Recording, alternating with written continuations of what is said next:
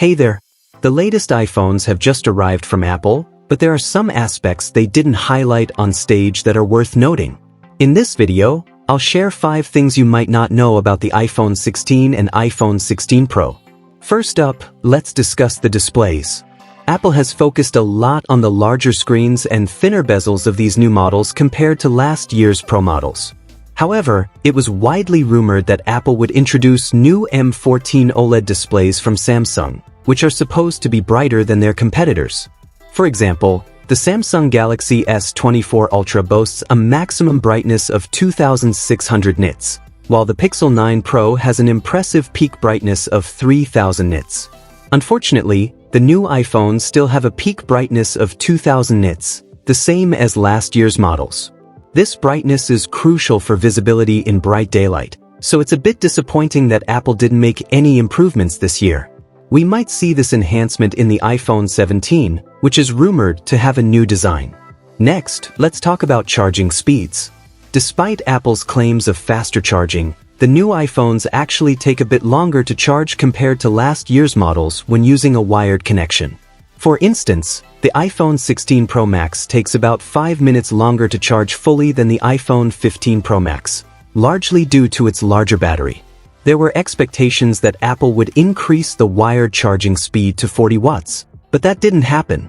Instead, Apple improved MagSafe charging, which now supports up to 25 watts compared to the previous 15 watts. However, this new MagSafe charger is sold separately, so the charging speed of the phone and cable included in the box remains the same as last year. Moving on to the camera sensors, the main 48-megapixel camera on the Pro models is unchanged from last year's iPhone 15 Pro.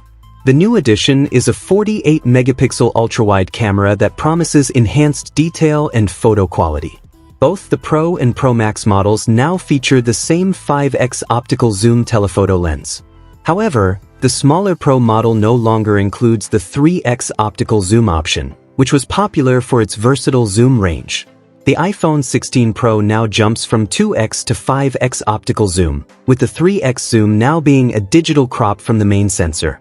Additionally, the smaller Pro model still starts at 128 GB of storage for $999, which means you'll need to upgrade to the 256 GB model if you want to shoot ProRes or log video.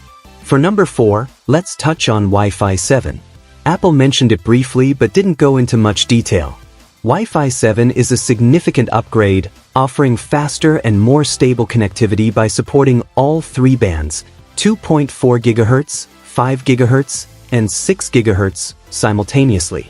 This improvement is particularly valuable for those who need reliable internet for streaming or gaming. Lastly, let's discuss Apple Intelligence. Although Apple spent considerable time discussing how this would enhance the iPhone experience, many of these features won't be available right away. When you first unbox your iPhone 16 in September, you won't have access to these Apple Intelligence features immediately.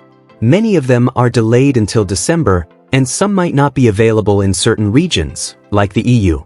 If you're buying the new iPhone specifically for these features, you might want to reconsider.